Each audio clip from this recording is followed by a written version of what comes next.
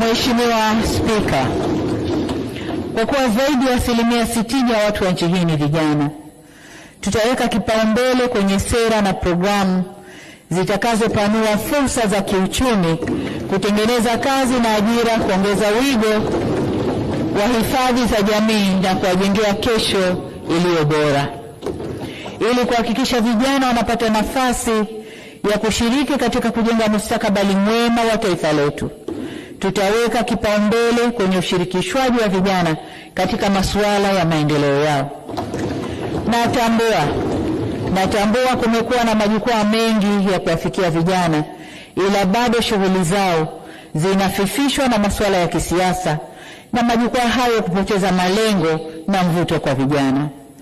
Mimi na wenzangu serikalini tumefikiria kuwa na wizara kamili itakayoshughulikia na mambo ya vijana.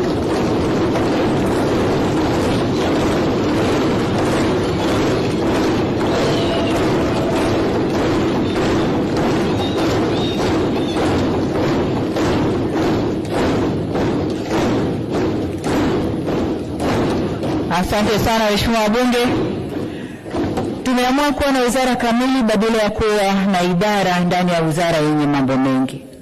Vile vile ninafikiria kuwa na washauri wa masuala ya vijana ndani ya ofisi ya Rais.